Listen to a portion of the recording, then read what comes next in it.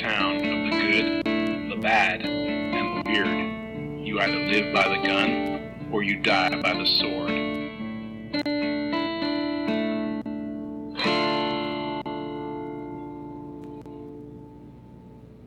Welcome to The Good, the Bad, and the Weird. I'm Nico. And I'm Chris. And today we are doing Chris's choice for the spookiest of seasons. Oh, yes. I chose an actual horror movie. Yeah, and I think it's your first rated R movie you've picked for us on Halloween. I think it is as well. However, this movie barely scrapes by on that R rating. I can see why it does, though.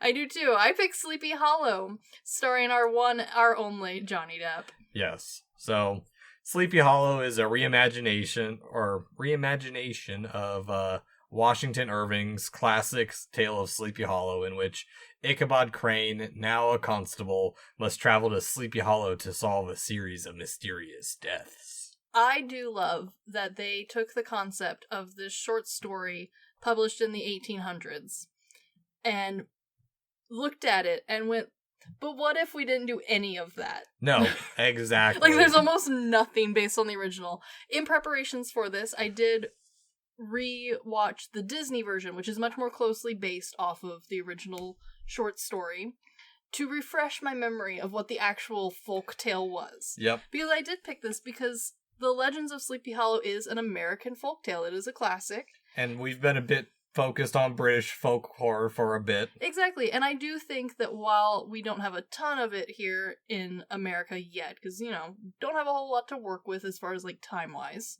Yeah. Especially compared to, Europe in general. Yeah. This one sits in that really sweet spot of, early colonialism. Mm-hmm. It has the flair of, the much older... We talked about it in, one of our other episodes on folk about how, you need a hero to go with your bad guy. This one fits a very nice little, descriptor of it. And yet, through the magic of editing, this movie took all of those concepts and kind of went, yeet, but also added that Europeanness that we were missing from the original version. Yeah. It is, the episode you are talking about is The Lair of the White Worm, which we just recorded last week. Exactly. So, with SP Film Ears, go check it out. It was a fun time. But Sleepy Hollow was directed by Tim Burton. It's written by Kevin Yeager and Andrew Kevin Walker, with story obviously by Washington Irving. Mm-hmm. It stars Johnny Depp, Christina Ricci, mm-hmm. and Miranda Richardson. With a long list of other people who you will recognize, but were tempted in because, for funs and giggles, really. Mr. Dursley, pissed off at witchcraft again. Yes. Well, not really. He kind of is a practitioner himself. A little bit. The logic behind this movie, when you break it down, Mm-hmm. is real flippity-floppity, real loosey-goosey. But as Tim Burton said in one of the interviews about this, he throws it all under the disguise of, it's a fairy tale. Yeah. Honestly, he's not wrong. Yeah, exactly. He's not wrong. So, but our sources for this episode are the DVD featurettes, as well as commentary by Tim Burton, which was, this time around, alright. Not amazing, but... Okay, not gonna lie, Tim Burton, despite being part of some of the most interesting movies ever created, whether or not he directed them is a different conversation, is the worst commentary giver on the planet. This movie has so much and is so interesting, and Tim Burton's commentary, while less dry than other times we have watched him, was still, wow, I forgot how much fog we used. Well, it's also, he didn't write this story, so it's definitely more on the technical side of the director commentary than... I would agree. A lot of the interesting parts are not necessarily stuff that he did. Mm-hmm. However, the man cannot string a interesting sentence together to save his life. No. Speaking of which, while you were watching the Disney version, we were actually watching another one of his movies, Mars Attacks. Again, the man has done a lot of interesting things, or worked with a lot of interesting people. Yeah. And yet, every time I see an interview with him, a commentary by him, I am blown away by just the lack of interest. Yeah. But someone who is not is Johnny Depp. And while I don't think this DVD featurette had a whole lot directly by him, his later interviews about this, which are very easy to get and bring up, especially about his earlier career, numerous and fantastic. He has very interesting reminiscence of this. Yeah, and that seems to be like most of the cast and crew. Honestly, yeah, they all enjoy thinking back on this one. Yeah. But for those unfamiliar with the story or need a refresher, The Legend of Sleepy Hollow is an 1820 short that's part of a compilation of short stories in the sketchbook of Geoffrey Crayon Ghent. And it's about a school teacher who has a romantic rivalry with another dude over a chick, and he gets hunted one night by one of the local spooky legends. Yeah, I mean, again, if you've seen the Disney one, that it follows the original tale much closer. There's some more fun and dwarfs given in. I think the original one's meant to be a little bit more like, ooh, spooky. Yeah.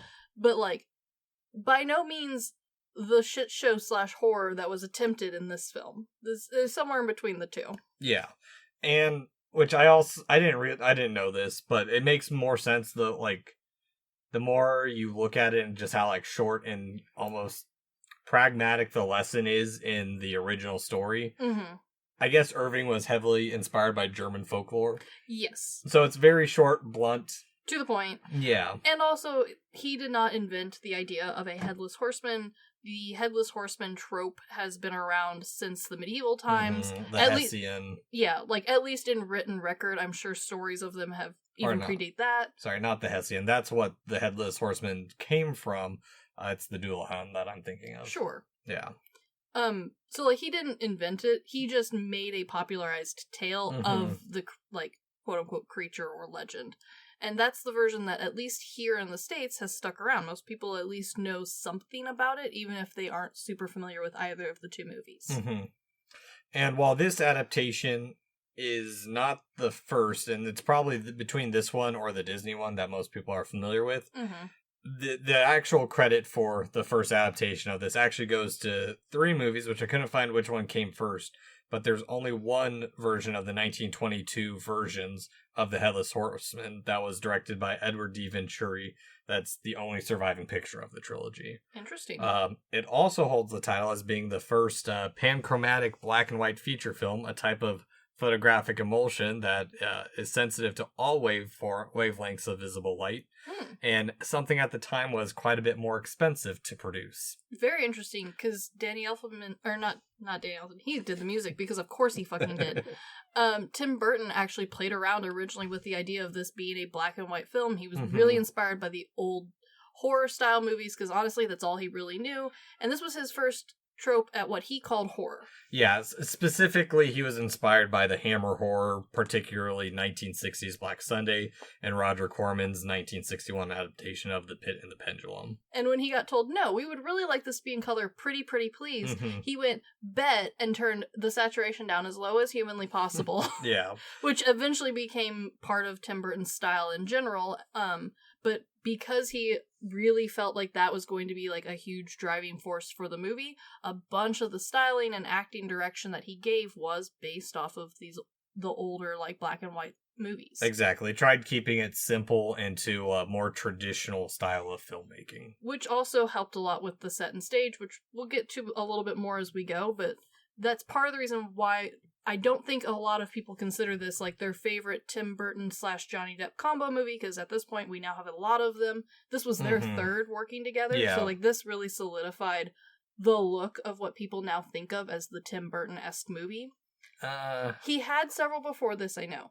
Yeah. But we had live action, I'd say. Yes. Yeah. We hadn't like reached full peak oversaturation of Tim Burton's name being put on fucking everything, even things that he really wasn't involved with. They just had like the style, and he had, added his little touches here and there and like left. Yeah, the very German expressionist animation style he has. Yes. And so this is where, for a lot of us, even if this isn't your favorite one, even if this isn't a cornerstone piece for you, this is a like juncture point where a lot of us could like pinpoint the start of the stylized Tim Burton plus Johnny Depp like headway, which then took over the 2000s. This is the peak.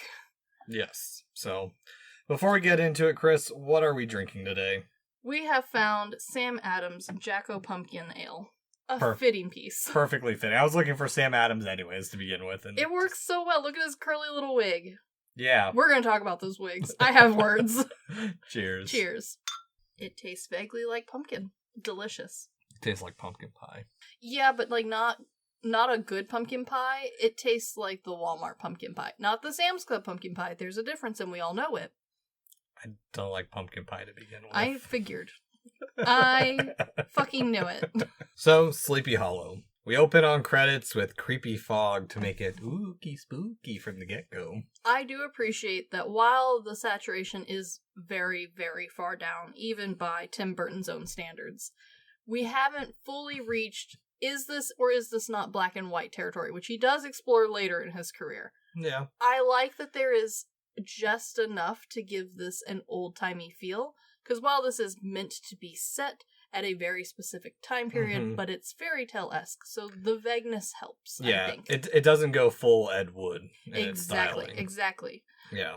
But I also like how in the beginning, after we get the creepy fog to go away, they play this little trick where you're supposed to think there's like blood dripping, but it actually turns out to be wax and a will with a witness riding off. I will say that while there's not like a ton of like true horror in this movie, the fun little like Halloween-esque stylings are a lot of fun, and part of the reason why for me this is like a go-to Halloween pick. It has just enough of the spooky. It's a little bit more adult than just like the standard spooks that like I usually play, but like this one's got enough of those little touches that like it's not technically only Halloween time movie, but it has enough to really give the style. I'm on the opposite side of this. I'm actually taking a break from my usual cannibal movies of Halloween. Yeah. So normally I have one of two options for Halloween. The spoopy, as we have named it, which is the movies I have forced you to share. Because the other side of the coin is the side we share, and we didn't want to talk about only really gory movies. Yes. So this is, I think, as close to a happy medium as I have come in a while.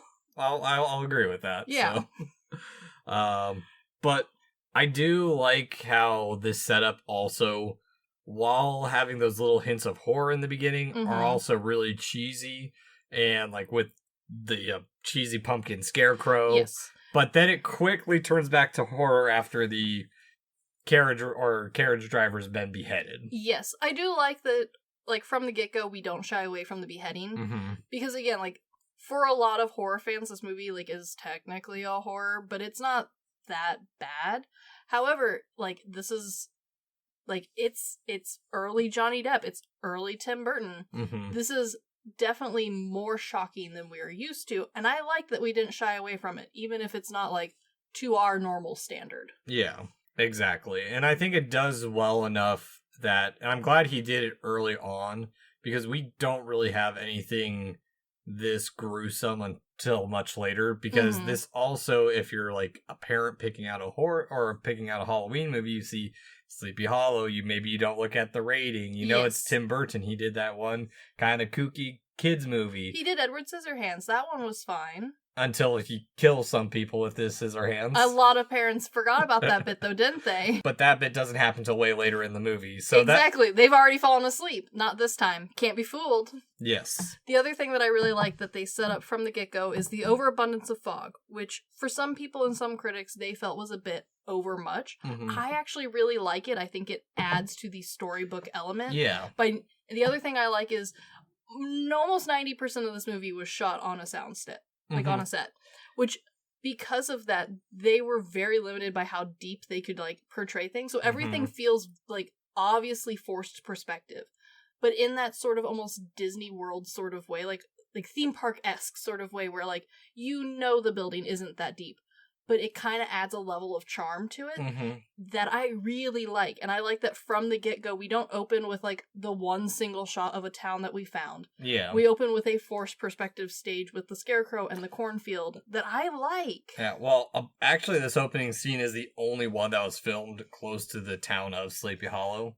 Because they couldn't get the horses running at that speed on a soundstage. Yes. But the way they filmed it was like clearly to fit in with the soundstage, because they talked about how they had looked for other towns as well to hopefully have more outdoor scenes, because they weren't originally going to do all of this on a set.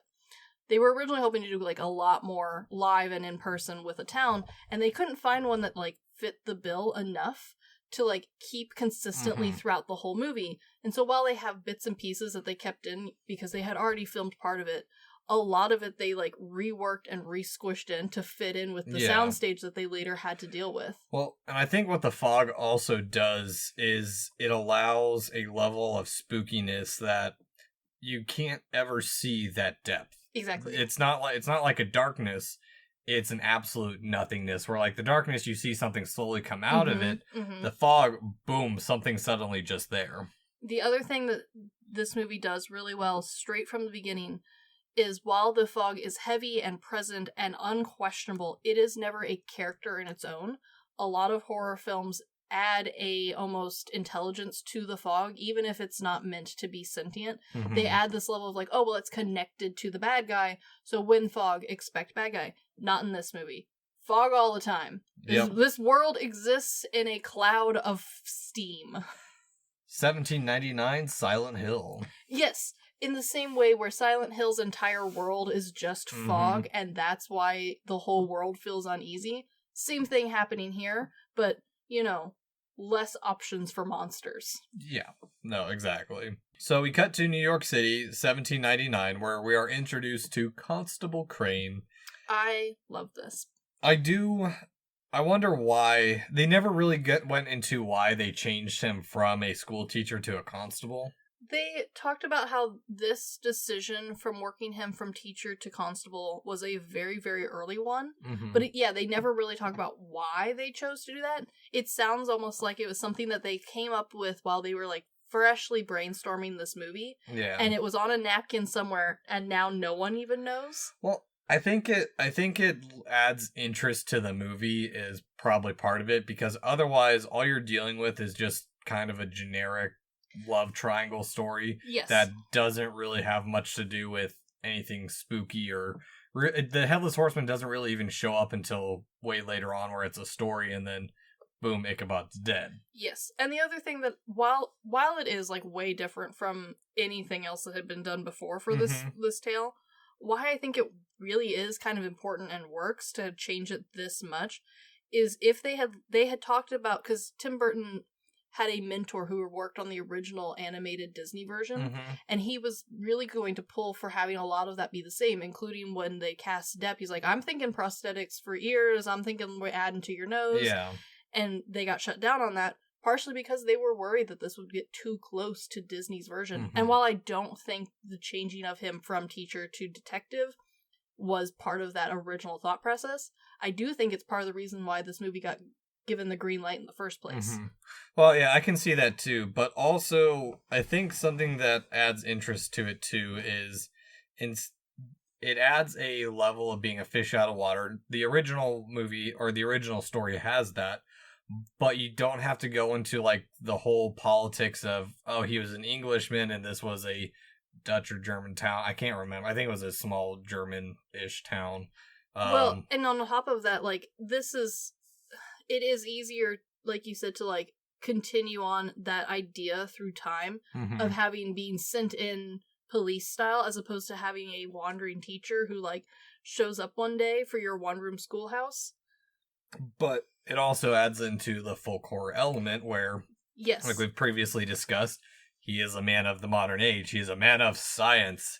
There's no such thing as ghosts, ghouls, or goblins, even though my mom might have been a witch. Well, and that's the other thing, too. They purposefully nixed the look of Ichabod from the original story, which he was described as being very gangly and an awkward-looking man. No grace, all ears and knees.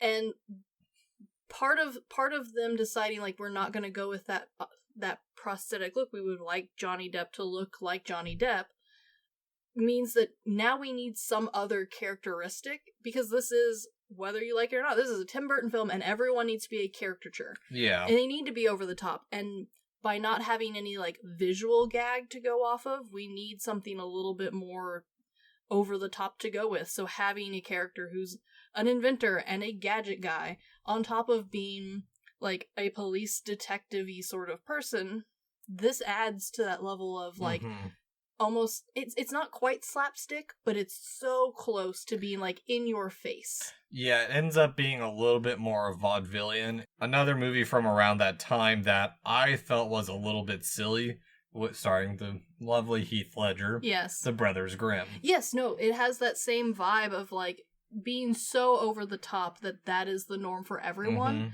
which was important because of who they chose to cast and in which roles was very heavily based off of this like over the topness of them being the character. And the people who they cast who weren't over the top, they threw a stupid wig on them. And they did that on purpose. Yeah, well, man, it's of the time. They're proper. Yes, okay, so let's real quick get that out of the way. Tim Burton, while he is not the expert on any of his own damn movies, I will give him credit for having some, like, directing credits somewhere. This one is one of them. Like, he actually was involved in a lot of the decisions and styling makings for this, even if there was other people who were, like, calling most of the shots. Even he goes, I wanted a fairy tale. I didn't want historically accurate. I am aware that none of this works. And the rest of his crew, and apparently everyone else that I can find, no one else, like, working on this, was under the impression that this was meant to be, like, even remotely realistic. Oh, yeah. So, yes, none of the costumes are that good. They're cool, like, they're Tim Burton styled, right? Like, they're interesting, they're detailed to an extent. They tell a story, but it is not a time-specific story. No, and I did go, again, being the nerd that I am. I was actually curious what the forensics were at the time, because everyone's so staunchly against him. Yes. Which, at least from what I wrote, and this was a brief dive into it, and I was look through an outline from the Incognito Forensics Foundation. A good one. We're still about 80 years from fingerprint matching, and it's only been 26 years since the development of the ability to test for arsenic in corpses. Yes. But we are only 15 years away from the publication of the scientific treatise on poison detection by who's considered the father of forensic toxicology, Matteo Orfila. So it's close. Close enough, It is close. The other thing that I think while this works for, like, again, it is a Tim Burton styled fairy tale. Part of the reason why this also, like, adds to it as far as, like, over the top is the inventions are very, like, they are just kind of thrown into this movie, right? Like, they're not even, like, necessarily a part of anything, but they add just enough of that goofiness. Like, they're the overly large ears. Yeah, that Tim Burton style. Exactly. And we really don't even see those gadgets till much later, because immediately we just go, like, he's on a case, they found a bloated body, he's trying to investigate it, and then they throw him back on trial or inquire why he's doing this shit. Which, might we add, the person who's testing him is the amazing Christopher Lee, which I wish he had a bigger role in this movie, but... So, okay, the handful of people are in this very briefly like Christopher Lee, and part of the reason that Christopher Lee was even asked to be in this originally was because of his role as Count Dracula. Yeah, Hammer horror films. Exactly, and honestly, the Hammer horror name alone was enough to get a lot of these people called back in, Christopher Lee being one of them. He was very interested in it, and at this point in his career, he did not take little 5-line side gigs. He was lead or lead bad guy. Those were your options. Some of the other people also, like, only came on because they were told, like, this is the style we're going for. One of them was Michael Gough, who had been retired before this, and when, like, was brought to his attention, like, hey, we're gonna be working on this, he goes, yeah, I'll step back in for a little bit. Yeah, and it's got a little bit. I mean, we got... It's not much, but it's enough. Yeah, I mean, we've got Jeffrey Jones, Richard Griffiths, a.k.a. Dursley. Yes. Yeah, like, there is enough people in this that, like, you know well, and they are here solely because they wanted to have a good time with a style they all really liked. Oh, yeah. And I mean, that's... What was it? I was watching an interview with Colin Farrell. I think it was when we were doing our episode on The Lobster. Yeah. When he was talking about the reason he does big role movies is so he can afford to do small roles like this, which that makes sense. If you want to work with the modern equivalent of old German filmmaking, then... Yeah, someone has to pay to keep the lights on. Yeah, exactly. Yeah, this was definitely for a lot of people just an interesting project to work on. Yeah, and I mean, Christopher Lee hadn't been taking, like, little small roles since even before The Wicker Man. And The Yeah. Wicker Man, he even said that he took a massive pay cut to do that movie alone. Yeah, so like a lot of people were interested in this because while Tim Burton was well established at this point, he wasn't the overused word that he is today, and Johnny Depp's name was well known and liked. People were interested to see and work with him. So I can see why a lot of these names, while they were on screen for very little amount of time, some of them don't have hardly any lines at all. I can understand why they wanted to be a part of the project. Exactly. But back to the storyline. I think something that's interesting here too is, one, we've begun to establish that, hey, this is not exactly your spoopy movie. No, it is a little bit more advanced. But we're also really heavily establishing the anti-science, very much rooted in the old ways. And when you leave even just like New York, which is still kind of a more modern city, Sleepy Hollow is much more even rooted in that ancient tradition than the uppity people that Crane is used to. I agree. And I think something that helps from the get-go is one of the things Johnny Depp wanted to bring and maintain for this character was he took a lot of inspiration from one of my favorite actors, Basil Rathbone's interpretation of Sherlock Holmes. I have like almost all of his set for that. Fantastic work. So it's very like English styling and very like upper crust Sherlock. So he wanted that to be his inspiration for the like detective side of Ichabod for this movie. However, he really wanted to maintain Ichabod's like almost goofiness from the original story, and he thought to himself, like, when I read that story, I didn't see him as a man's man. I saw him as a man who was who would scream like a little girl if something went wrong. Yeah. And so part of that brought about this like queasiness of blood and guts and gore, which is a little silly for a New York cop of the timeline.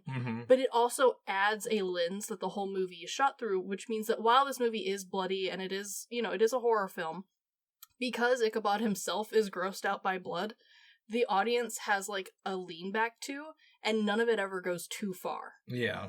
Well, and I also think it's something that's interesting, having gone through a handful of Johnny Depp's movies myself, is that he has this ability to play this inspiring but also not your traditional masculine man. Yes. Like, we go from this to like the Ninth Gate where he's getting his ass beat around because he's a fucking library nerd. Yes. Or like, we haven't seen him go full Jack Sparrow yet. And even when he goes full Jack Sparrow is still not a very manly pirate. No. He's no Blackbeard.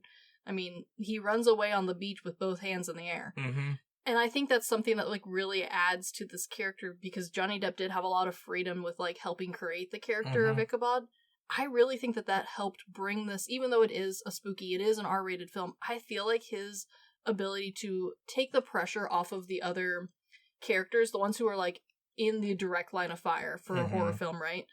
To take the pressure off of them, and for him to be the one who is grossed out, scared, but also determined, have all of that wrapped into one character as like instead of a gang who's trying to solve the mystery or be the victims. It's just Ichabod and his stupid bumblingness self. But he also is terrified of like paper cuts. And I think that adds like a nice pillow topping to the R-ratedness of the film. Well, yeah, and I think there's a lot to that too, because finally do have him set off for Sleepy Hollow, which I think is a cool way to... They spend a lot of time on this transition. Like, it's a good... I think there's some credits rolling or something. Yeah, but it's a good, like, 1 or 2 minute, like, roll of him traveling. And I think it's a good way to show how far Sleepy Hollow is from New York City, but also at the same time establish, like, how studious he is and his note-takings that feel a tad childish, but also showing scars on his hand to, like, kind of foreshadow that, hey, maybe there's a reason why he's so into science and so anti-witch hunting. I also think that this is one of the things... There's, like, this style of movie, right? This Sleepy Hollow where it's folk legendy, but it's also horror, and it's a little bit stage production-esque.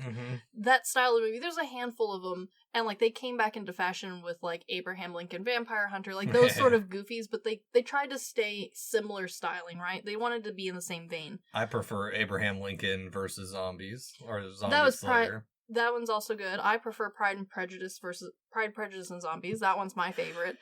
But, like, they all want us to have that same sort of fairy book, but R-ratedness to them, where there's monsters and, like, a next level. But something that I think Sleepy Hollow does better than a lot of those movies is the pacing.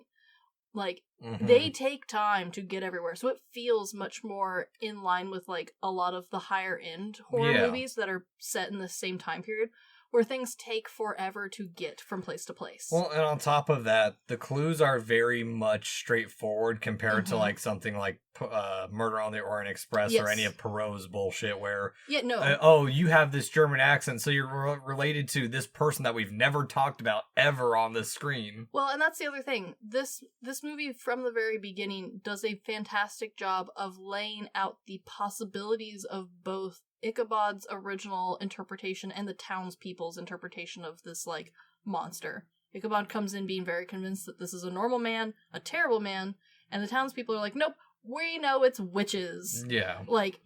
No, it's not even witches, it's some dead Hessian, which I honestly, I don't think they ever taught us in school that the Germans were involved in the American Revolution against the Americans. Or no, I think we left that bit out in favor of Paul Bunyan. Yeah, pretty much. But yeah, like, I think pacing-wise and, like, the details left throughout the beginning part of this movie add to the fast-pacedness later on, and it's that build that I think a lot of other movies that are in the same styling don't quite do, and I think that's why this one, for a lot of people, gets put into, like, the next bracket up as far as, like, quality in movie and appreciation in movie, where a lot of those, even for myself included, I love them, I will watch them all day long, but I have to recognize that they're just not well done. Yeah, this is something a little bit different where... It's a little bit more refined. Yeah, and because it took a different direction, instead of trying to recreate the exact same story, it created something a little unique. Exactly. Yeah.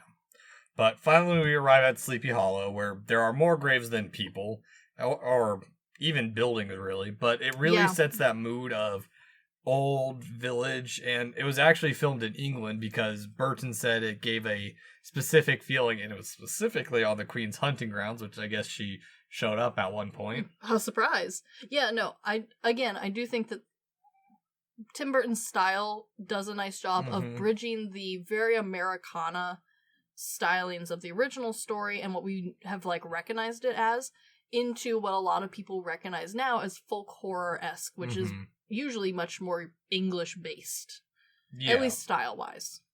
And it does a really good job of making it dreary compared to, like, say, The Wicker Man. Yes. Where it's honestly very sunshiny in The Wicker Man. Yeah, which is the great thing about The Wicker Man, of That's true. why it works and why it's such an odd horror film. But also it adds to that use of stageness, because we're going to switch over to being set with, maybe 50 feet back of stage available. So having it dreary means that when we cut off the background at a certain point, you don't necessarily notice. No, exactly. Because, immediately from here, we get to the establishment of the village that he's obviously an outsider. People are closing their windows to him. They're not curious about him being there. It's like, oh no, something strange to us is now here. We cut to a very classically spooky, creepy hill on the house. I love this house on the hill because not only is it, like, a picturesque, like, Halloween car, they got the spooky house, it's got the light-up windows. The road up to the house literally zigzags straight back and forth for no reason. Like, there's no logic to it. No. And there's the one single spooky tree in the foreground. It is beautiful. Mwah, love it. Dead fields. It does a good job of setting up, hey, this is Halloween. This is Halloween. Yes, and I think for a lot of people, even though this isn't one of the better Tim Burton films, this is why this one stands out for a lot of people, especially for his live action versions, because styling-wise, it's pretty on point. Yeah. And it's also interesting because he obviously also is not comfortable being there himself. No, I love how he just waltzes into a party. Yeah, right next to a couple people making out. Yes, which the details in this, where, like, that that's a detail you're supposed to remember, which I like for, like, a low-grade mystery. I like being like, hey, remember, they're going to be important later, but not enough for that I could have solved the mystery. Yeah. It's like a fun little game. Yeah, it's a way to set up the party before entering into the party itself. Exactly. Which Into the Party, I do think they do a good job of building that romantic rivalry enough. And I also think it's a good move in the making of this movie, because it shifts the focus from being this male dominated decisions and rivalry where it's like, oh, it's these two men courting Katrina? Katrina? Katlin? Kathleen? I don't know, it starts with a K. It's all I remember. Katrina. That's it. And it gives her more of like an active role in this movie, other than just being the object of affection between the nerd and the jock characters in this movie. The other thing that helps here too is, while style-wise she fits in on with a lot of other like ladies of Tim Burton film, especially Tim Burton plus Johnny Depp style film, like she has enough of a personality that even though style-wise she kind of blends in with the other films, the attitude and dialogue she has is at least interesting enough to keep me watching her parts. And they don't put her full-on Wednesday Addams style. No, but this is the one thing. Like, Tim Burton films kind of have two versions of ladies. There is the little porcelain doll, which Katrina here is. Or we have the absolute crazy witch lady, which is Think Sweeney Todd. Like, well, we have the crazy witch lady in this we later, do, too. But later, the crazy witch lady is going to go from background character to front main entrance for the lady role. Whereas we're still in the, like, doll version of Tim Burton ladies. Yeah. Which, like, will flip back and... Like, he flips back and forth for, like, that style. But he only really has two versions of women. At least for, like, main interest women. Background ladies, sky's the fucking limits. It's a Tim Burton film. They could look like anything. I think Big Eyes is a bit different, though. It is. But it's also not, like, fairy tale. Like, I know what you're talking about. With Tim Burton's fairy tale women. Exactly. And visually, she fits the bill really spot on. And if you watch, especially if you watch a bunch of Tim Burton back to back, which I think for Halloween a lot of people end up doing, just because he has a lot that fit the vibe, they do blend together just a wee bit. However, something that I like about this specific movie is that while the characters visually do fit well within the realms of Tim Burton's world, their character themselves, like the dialogue they have, the interests they have, they're much more three-dimensional than some of the other characters that he's developed. And I think that works for while you're watching the film. Do they stand out against other films? No, not at all. But they do, inside their own film, keep me interested, keep me entertained, and I no longer feel like she's a throwaway character. Yeah. She does feel like she belongs in the world, and she feels fleshed out. Yeah, she's integral. Yes. But also, what they also build to is the nervousness amongst the community that he's there, because now we're at basically the, not aristocracy, but the elders of the town. Yeah. And they're uncomfortable around him as he's uncomfortable around them. I do like this version of uncomfortable, though. This is something that Johnny Depp does really well. And, like, this is younger Johnny Depp, so I think it works even better. Because you can see him start to play with, like, classic Johnny Depp stylings and, like, words. One of those that, like, you can tell he's freshly working through is gentleman, which is a line and a style that he, like, has later, like, really refined and developed.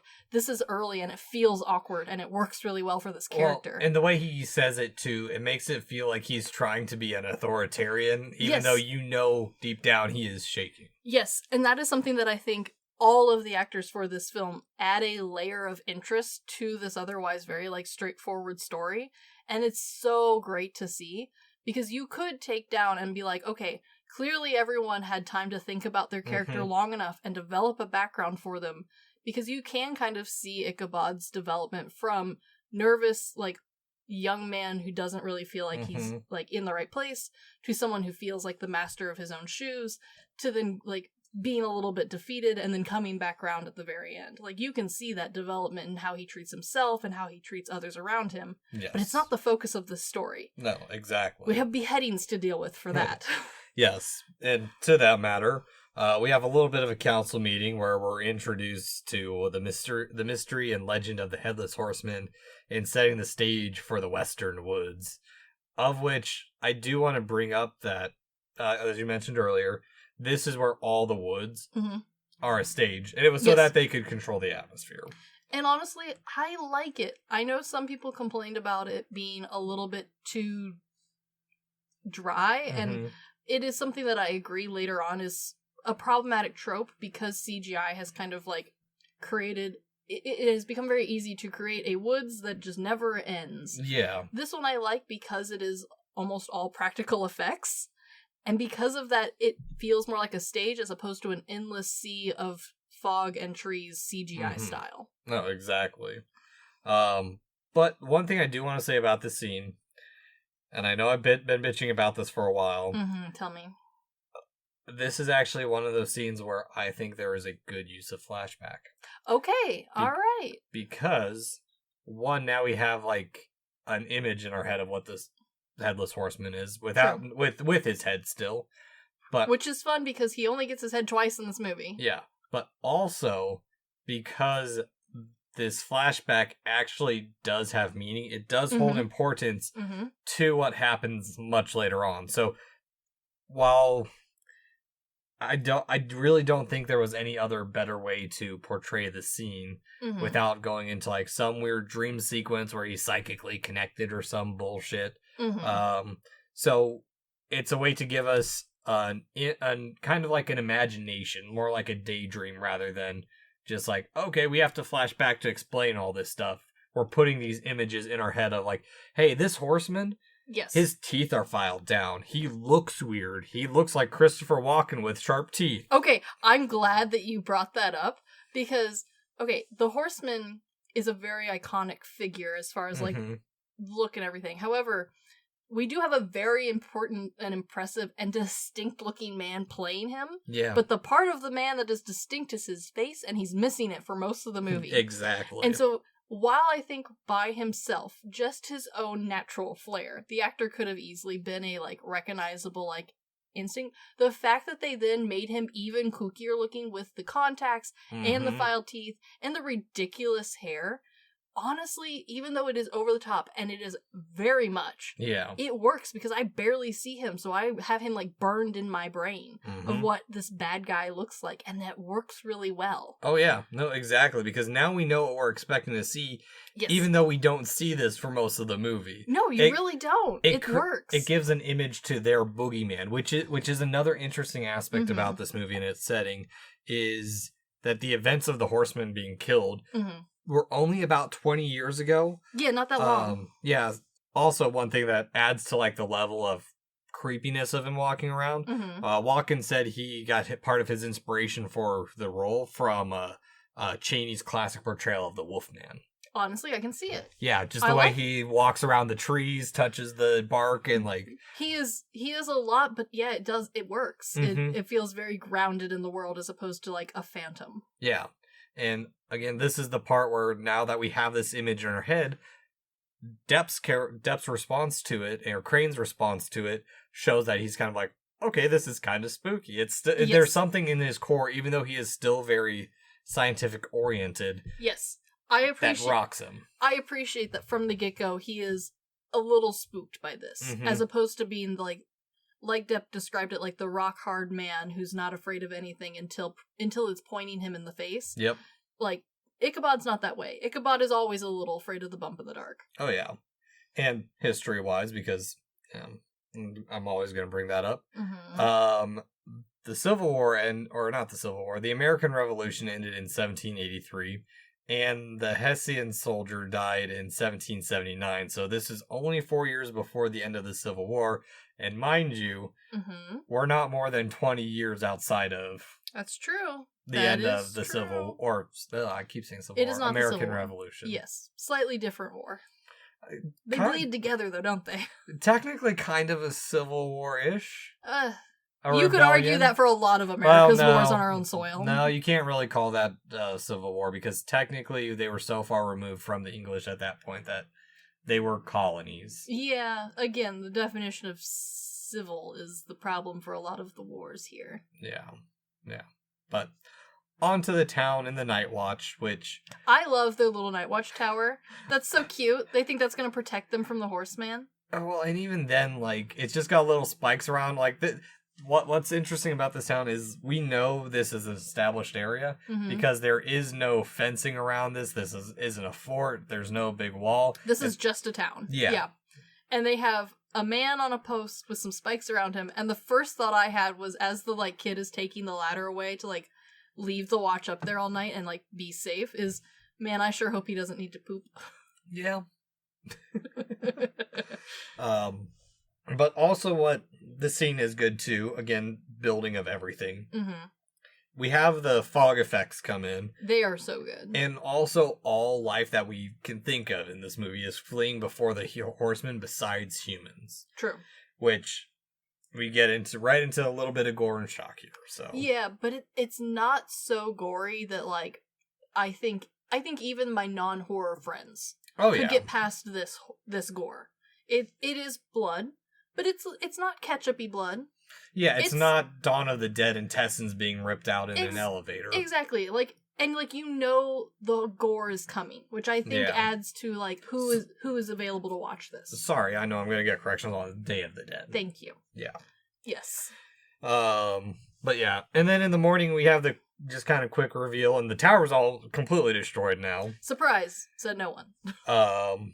And we just get this continuation of Crane being squeamish but still pursuing the gore. I kind of like it though, because once this movie hits that, like, halfway or even 3/4 way mark, we're gonna be moving so fast that we really don't have time to, like, explore Ichabod's, like, character tropes. Yeah. It's nice to have them very well established ahead of time, so that way, like, towards the very last few minutes of the film, when he has to re-grapple with them, they're not surprising to me. No, exactly. And this is where we first see his contraptions. I love his contraptions. They're so goofy. Yeah, everyone is very curious about them, but it also is just like that little bit of Tim Burton flair, because yes, the one we see later on when he puts on the spectacles, it's like... The spectacles are a bit much, and I love them. Yeah. But how he uses them is very much the Sherlock Holmes logic, which is part of how, like, that inspiration from Rathbone's character was. Yeah, and on top of that, like, the revealing of this murder isn't just, okay, we gotta prove he died.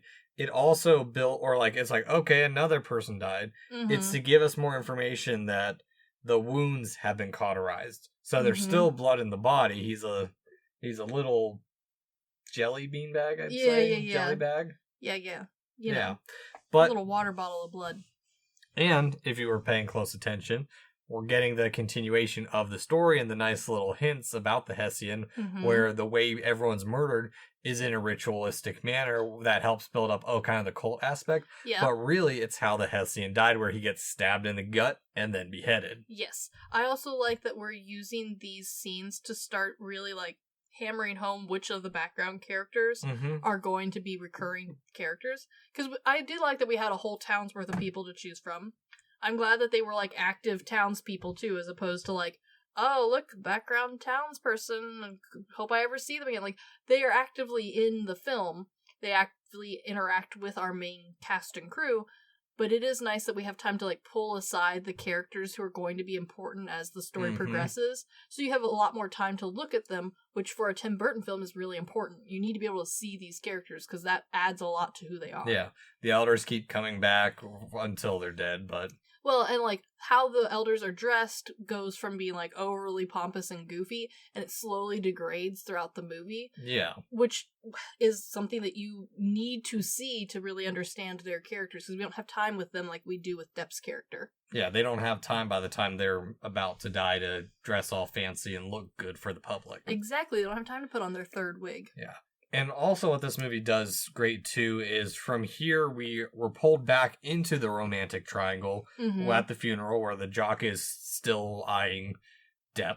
I do appreciate, though, the way they handled the love triangle, because it is a big part of the original story, and we can't really have the tale of Ichabod without it. Yeah. But the way this one handles it, as opposed to the other tellings of the tale, like, in the other stories, it is a huge central point, because in those stories, that's where the horseman is coming from. Whereas this one, like, he is there, he's prominent, and he is he's not like a forgotten character, but he is also by no means a main interest. Even by Ichabod's standards. Like, he is just kind of hanging out and annoying. Yeah. And I like that, like, reimagining of him, because while he is, like, the jock of the town, He is not the Disney's version, which Disney's version was almost Gaston. Yeah, he doesn't go full Gaston, which is great. I agree. But also we get this establishment of, I guess, Crane's attempted like assistant protege character who does play a role, but he's kind of a minimal character in what normally would be like maybe like the comedic relief role. Yes, normally I think this would be the comedic relief role, but I think I like this better as a character development for Ichabod, much better than the comedic relief, because this movie has enough comedy just baked into it being like a low-level horror. Like, we got enough, and it's also Tim Burton, so there's plenty to giggle at if you have that sense of humor.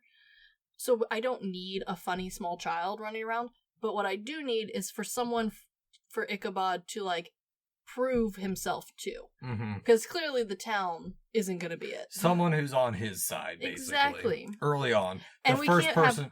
Oh, sorry. Go ahead. I was gonna say we can't have it be our love interest because obviously he's always going to be trying to impress her. We need someone else, but not on his social standing. Yeah, a child fits perfectly, especially one asking to be under his employment. In a way, it kind of makes me think of Smokey Brown's character in the second arc of JoJo's Bizarre Adventure. Yeah. He's there to advance the main character, and that's kind of it. But it's useful. But, and also, this death is a way to bring in the mystery even further, where Dursley comes up to him and brings up that, hey, just an FYI, we've kind of lied to you a little bit. There's 5 victims, but only 4 graves. Which is a good way to hint, nudge Crane that, hey, one of the victims had something inside her. Which leads to the operation time where he's actually doing his own investigation. And this is where we really do see the ritual murder repeat itself, because this is the second character now that we've seen that's been beheaded, but also stabbed in the gut. True. Which honestly works well with the Hessian's death and her killing, because she got stabbed in the stomach first, which means killed the baby off right away. I also like the level that this like pacing adds, because we are still at a point where we could be on Ichabod's side as the audience, for whether or not this is supernatural yet or not. Yes. Like, we have been given all of the proof and seen all we need to know that, no, this is definitely like a ghost thing. It's supernatural in some way. But because of, like, the very, like, soundness of Ichabod through all of this, and because of his use of, like, deductive reasoning, if you will, we are given the option to be like, no, I'm going to side with him. I will argue against that we've been given the evidence, or like he's been given the evidence. He hasn't. Well, we have. Even we haven't really, because all we've been told is hearsay by the residents, as far as we're aware. True. The only thing that's strange about these murders is the cauterized wounds. True. That is the only thing that, it never gets explained, but that's the only thing that we know as a hint, other than knowing it's based off or the Legend of Sleepy Hollow. Exactly. That's the only like mystery that has us invested in it still. And it works well. Yeah. And to add to that, at night, Crane is haunted and chased by a horseman that turns out to be fake, with a nice nod to the Disney classic with the cheesy throwing of the pumpkin head. And also the incorporation of the bridge, which isn't necessary for this version of the story, but I do like and appreciate that it's added in. And the fact that it's the jock that's taunting him. Yeah. It still adds to the fact that, hey, this is still kind of a joke at times to him. Like, it's not real. It's like, hey, we're going to spook him. But it also shows that inside, he has some belief. Yeah, definitely. Like, he's definitely more afraid than just like a standard guy. Yes. And he hasn't fully gotten rid of the old traditions. Exactly. And from here we get the first of a handful of like weird ass dream sequences with his mother and cherry blossoms, which is it's very Tim Burton. It's a very nice, rather rose tinted and bright childhood, but still haunted apparently. Yeah, well, you know, look at what movie we're watching. I'm not shocked. Yeah, but it's a nice little contrast to. Oh, actually, I wonder if he pulled this from something and used it for Sweeney Todd. It feels very Sweeney Todd-esque, doesn't it? Did he direct Sweeney Todd? Which one? Tim Burton? Yeah. I believe it was. It was directed by Tim Burton. No Okay, wonder. thank God. Not gonna lie, though, nowadays you gotta check, because as we've recently all come to know and truly embody, the man's name is on more stuff than maybe he should be. Yeah, but from here we get more clues from the city. We learn about the stepmother and the close family connections in the town, that everyone's pretty much related to everyone. I do appreciate that this movie takes a slight drama turn, like halfway through. I do think it adds a little bit to like the horror mystery portion, because otherwise we do have just the tale of the outsider coming into what would be like the cult. Yeah. And the cult is a little bit more messy than just like a straightforward ritual cult happening. Yeah, we get the very Americana Von Tessel rags to riches story. Yeah, it's a nice little nod to bring it back and try and keep it within. And it feels more grounded this way too. Yes. But also, I kind of wonder part of this scene, because Katrina gives him a compendium of spells, charms, and devices of the spirit world, which I want to think it's helpful wishing on her part, but also it feels like a little bit of she doesn't believe in what he believes in at all, and just kind of like, hey, here's our religious book. Yeah, a little bit. Again, this movie blatantly says do not use history to logic any of this through, so I can't bring into argument like the interest and popularity in spiritualism or folk magic or any of that, because honestly, you can't use any of that logic here. You just have to accept that this character is into witches. I do wonder if there was even a book like that around at that time. I'm sure there was, because, I mean, we had the Victorian era. The Victorians were very into it, yes. And so, like, there is a chance that, like, that book style was a thing that, like, tee-hee for fun. Yeah, you'd have to have a printing press to make this thing. Like it would have been shipped over from England, yeah. Yeah, it's just kind of a weird. Like, I get why it's needed, and yes, they do the whole Chekhov's gun of like it does come into play later on. Yeah, that's the thing this movie does, is it has all these little elements that add up in the end. And I also like that the elements aren't so small like Poirot, where the audience will never catch them unless you know to look for them. But it's also not so, like, reminded and in your face that, like, constantly you are being reminded of some small detail earlier. They are just enough and just, like, forward enough that once the movie brings them back around, you're like, aha! Yeah, it's kind of like the focus on the red shoes in Jojo's Rabbit, where it's not very blatant or in your... Well, it is kind of in your face a little bit, but then the one big scene in that movie where you see the shoes and you're like, oh, fuck. Exactly. Like, holy shit. Like, that was good build up there. Once it all starts building, it all comes together. And I like that there's more than just the one piece. Yeah. We get several pieces that all play off of each other later, which honestly adds to the, like, mystery-esque element to the movie, even though, really, there's no mystery to be solved here. We were told exactly who the murderer was from the get-go. It's just Ichabod not believing. Kind of. There's a twist still. There is a little bit of a twist, but, you know. Yeah. It's also a nice, cute, and playful building of the romantic tension between the two of them. Yeah, again, she's a little bit better than a cardboard cutout. Yeah. She has brains to her. She is. She's a little bit more interesting than a standard love interest in a movie like this. She honestly serves more of like a guide to Crane than anything. Yeah, and again, like, while she's not like the most well-rounded character to ever be devised, for a movie this length and with such a focus on like the spooky and horror, I'm happy with her development. She seems interesting. Yeah, because she takes them to her old cottage that they originally settled in before they became the rich, prominent family they are. Gotta move into town next. And little archer carving in the back of the fireplace. A little goofy, but you know, fun. Yeah. And we have the reuse of the flipping of the coin thing to show the bird in the cage. Yeah. That was an interesting part. So the few bits that are filmed on location in England were the few scenes that they wanted to have a cardinal present. And Burton was informed that there are no American cardinals in England, and he was not allowed to bring one because that would just be releasing an invasive species.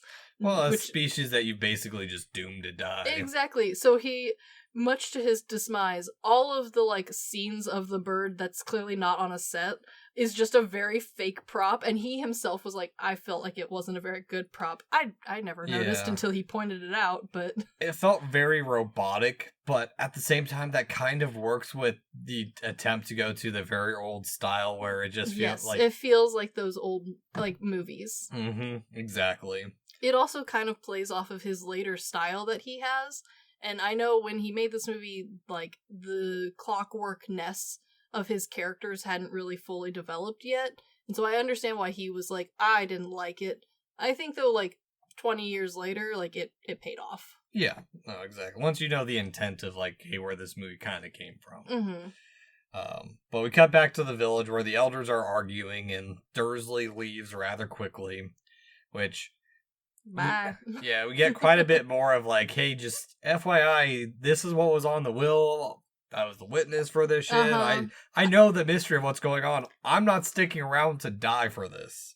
I appreciate the effort in you leaving, good sir, but we know how these murders go. Yeah, but as always with how this movie builds, we have the lightning and animals fleeing again, which... So spooky. Shows the horsemen's come back. Yep. And while he's talking, we get this very, like, we get answers, but we also have still more questions of, like, well, who is causing these murders?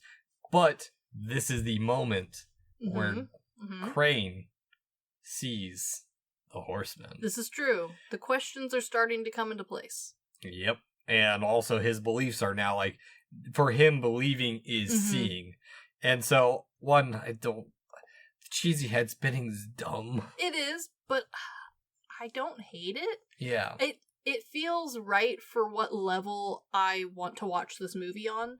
While I praise this movie for a lot of things, storytelling being one of them, I don't ever consider it, like, high on my list of, like, oh my god, this movie was groundbreaking for me. Or, it changed something in how I saw movies. No, but it is a goofy enough moments that make me come back to rewatch it. Yeah, it gives us the answer of why the heads are or kind of why the heads are missing. It's a clue to like, hey, the horseman's taking these heads. Why? Yeah, he's stealing heads. And it has that very old school, like, Hammer horror gothic feel to it. Where, like, if this had been less bloody, I could have totally seen this being like a rework of one of those movies. Yes. Yeah. But I also like the oh shit, like, look on his face where it's... And Depp has a very good facial expressions throughout this part of the movie. Where the village are like, told you, bitch. Yeah. Should have listened. It's not science.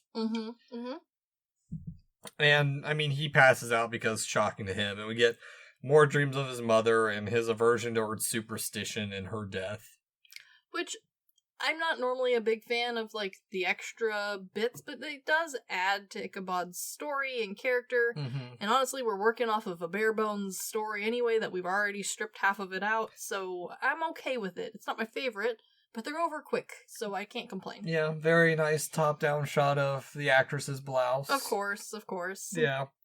But I also think it's funny, too, because when he wakes up, he is so determined now to fight this ghost with science. I appreciate that, especially for someone who was so shocked by it a moment ago he fainted. Exactly. Good for you, my man. Yeah. Which, now we're off to no one wants to join him in the West Woods besides the young protege and Katrina. Yeah, you know, his little gang of friends. Yeah. Which, we get the little leading by singing, the mystery deepens a bit. And this is where it, like, moves into, like, more stylized Grimm's fairy tale-esque. Yes, where, like, I can see where the, like, bones of the original one, which have a very Americana styling versus the more European Burton style of, like, fairy tale. Like, we've moved over into just him now. Yeah. Which isn't bad. I enjoy it. It's a very clear divide in the movie. Oh, yeah. And I do also like that even though it shows how much of a wimp he is because he uses the boy as a shield, He does. It's hilarious. And this is, like, I don't know, like, the witch doesn't really come into the rest of the movie. It feels like at this point, it feels like just an odd part that's just like, okay, there's a witch in the woods. There is a witch in the woods, and, like, it does fit style-wise with the rest of the movie. Why I'm not mad about her, even though she is totally out of left field compared to everybody else, is because we set up enough of this movie to be essentially a family drama. Yeah. And we're going to, like, reevaluate that family dynamic later. She's already been, like, she will be mentioned and brought back around because of that. Yeah. And because of that reason alone, I'm not super upset with her existence. I would agree, though, if we had, like, removed the, like, nonsensical ties that everyone has to each other, I would agree that the Witch in the Woods is kind of a useless character. Yeah. She's cool, but useless. Our purpose is to, like, just basically lead Crane in the right direction on his investigation.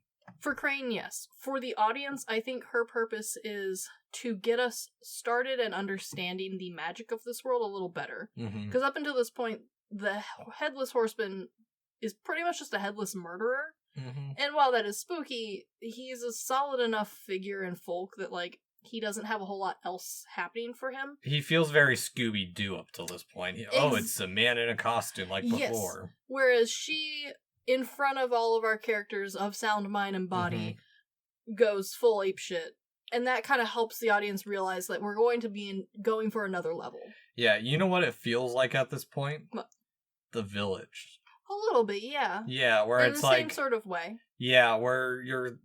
in an opposite way, where we're expecting it to be a man in a costume killing everyone. I will say it. The first time I watched this, which was ages and ages ago, I do remember being surprised that she was magic of any kind. I was looking to, like, this just being a crazy woman that they have chained in a hut outside the town. She changes herself down. I know, but, like, that was what I was expecting, was, like, a normal crazy person in a hut, just over here throwing headless bats into her bathwater, as opposed to a woman who is possessed by ghosts and can, like, have her head spin 360. That snake comes out of her eyes and stuff. She goes a little bit Beetlejuicy. Yeah. Yeah, just a bit where it's just enough too much from what we've seen previously to get the audience primed for the next level of, like, oh, by the way, the Headless Horseman isn't the only mythical thing happening in this town. There's other stuff that we need to address. Exactly. And she guides them to a cool-ass tree. It is a pretty dope tree, and honestly one of, like, the most iconic things in this movie. Which, another movie with dead people in a tree. Well, like, especially for American folk, like, this sort of thing is a pretty standard icon. Having, like, a witching tree, quote-unquote, is something that has held long throughout our folk tales, and also made its way into a lot of, like, American-style horror. It's just something that, like, we have clung to since when they came over. It is a symbol that's stuck, and we've just kind of kept going with it, even if you've forgotten what it was for. Yeah. And luckily no one decides to try and piss on this one this time around. That is true, and there's no dead bodies hanging from this hanging tree. No. Or witching tree, whichever you prefer. Exactly. But it's also a good way to show how learned Crane's character is, because he clearly knows the difference between white and black magic, because he brings up, oh no, this is white magic. Yeah, it is an interesting note that, like, the rest of the characters in this world are surprised by magic, but they're not shocked by magic. No. But this is also where he finds all the heads, blood gets splattered on him a little bit. I do like the sound effect. It sounds very mushy. It's very much hand into the macaroni and cheese and giving it a good squeeze. And while disgusting, and not at all the noise I thought the tree was going to make, a fun noise. I liked it. Yeah. It's over the top, but I appreciate it. No. Yeah. But it's not just like, okay, here's the tree. This is where we find the Headless Horseman, which... This is a fun way to, like, have the legend tie into magic better. Because, like, I think in the original legend, he just, like, disappears into the mist sort of style. Yeah. This is a nice way to, like, have our two opposing elements. Witchcraft, which is honestly, this version is much more European, and then the very American style legend, where most of our legends just kind of, like, fade into the background, fade into the mist. They don't really, like, come from a source. And he rode off into the sunset, never to be seen again. That is much more Americana. Yeah. So I like this, like, combining the two. This is a nice, like, bridging, and it's also just, like, a cool visual scene to, like, tie these two stories together. No, exactly. And I do like this birthing scene. I do, too. It's very yonic. Yeah, I also think it works because we just got done having our ears just absolutely massacred by the sound of wet mac and cheese being stirred in a bowl. And so then we are also then gifted the visual of the horse and man jumping from the trees, glorings. So... Are you trying to reference that vine of... a little bit. That's what good pussy sounds like. This tree makes very mac and cheese noises, and that's all I'm going to say about it. Well, it is yawning. It is kind of giving birth to him and kind of like... he returns from the earth, like... And while this, like, Tim Burton's version of the witches in this never goes, like, as far as some, like, horror and folk does for that sort of scene, I do appreciate that there was some, like, styling towards it. It kind of helps add to, like, the credibility to this horror in the movie, as opposed to just being like, yeah, it's a Tim Burton film, it's a little bloody. There's some elements that feel like they, like, take nods to other movies and other themes. And this is one of them, I think. Yeah, no, I think it does a quite good job with that, so. But now we are back to the village where Bro Dude is on the hunt. I had honestly forgotten about Bro Dude for a hot second, and I think that is good for this movie. Yeah, he serves just enough of an antagonist when he needs to. Yes. Which we find out who's being targeted. It's the midwife and her family. Yep. But I wonder why, like, because the kid's kind of freaking out a little bit, but they give him a lantern of spooky shit. Yeah, that's true. I don't know. Yeah, I don't know. Don't question it too hard. I think it's just another way to, like, kind of build, the witching hour, or, like, people... It's something that still scares kids at night. I mean, yeah, I don't know. It just kind of feels like it fits. Yeah, and it does pair well a little nicely with that ghostly fire. Yeah, that's true. Yeah. It's a good, like, the ambience of this room is correct. And this is really the first time that we do get quite a bit of the Headless Horseman, that he's not on the horse. Oh, yeah, that's a good point. And he has been, like, they've been a unit up until now. Yeah, and there's a nice battle with the hubby, which makes it look like, okay, maybe he is more earthly, even though we just saw him birthed out of a tree. The other thing that I like about this scene is up until this point, they have been, like, a conjoined unit. It is man and horse, almost centaur-esque, where, like, you could almost believe that they can't come apart.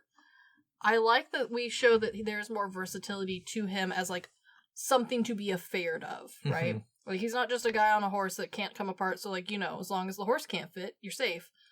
This adds a little bit, like, another level of scariness to him, what he can and can't do.